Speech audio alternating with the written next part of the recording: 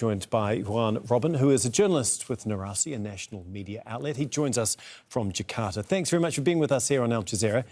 First of all, can you just give us a sense of what the mood is like there right now? I mean, do you believe that this is going to lead to even larger demonstrations? Are there any more planned across the weekend?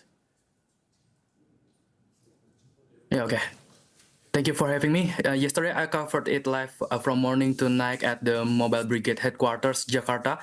Besides the online driver with diverse demographics, yes, mostly it is the youth that are protesting. They feel concerned about their future, especially about the job market for them, which is it is really hard for them in this time.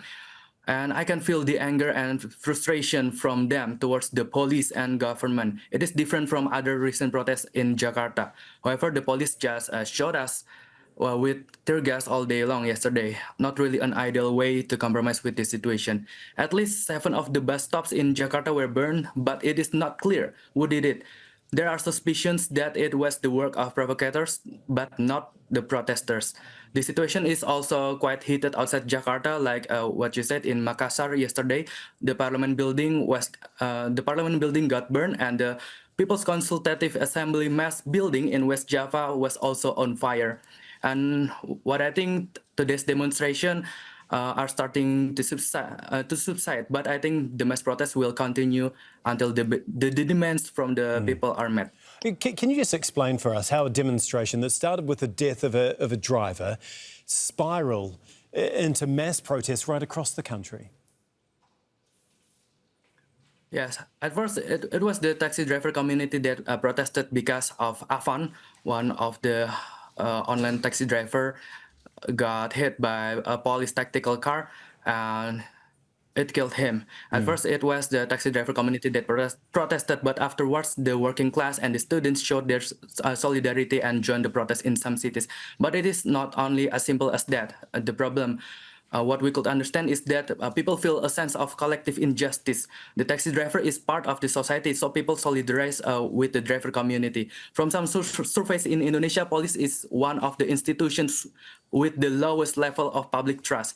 There are lots of violent scandals that involve police, like the Kanjuruhan tragedy in 2022 that killed hundreds of football supporters in Malang, or a teenager named Gama that is shot in Semarang. The anger is also accumulated with all sort of the problems in Indonesia right now: poverty, layoffs, tough job market, and some bad economic decisions from the government as well. Yeah. Besides of that, people feel the parliament does not represent the citizens enough. Yeah. What also sparked anger is the parliament members' allowance increased in this economy. So the taxi driver incident was the peak of the eruption of this protest from the people. Okay, just finally, we've seen the President and the Chief of Police both give conciliatory remarks.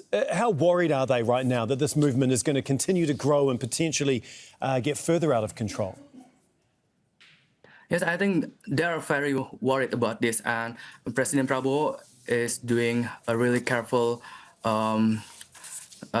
things to do right now, and I think we will see the progress of this incident. But yeah, I think the mass protest will continue until the demands are met. For example, like firm action against the perpetrators of Affan's assault, canceling the increase in the parliament members' allowance, and tax reform to improve the living condition of lower and middle class people. I think people want drastic changes from the government, police, and also the parliament. So President Prabowo and the head of police will be very careful about this problem. Okay, thank you so much, Juan Robin there for us, a journalist in Jakarta.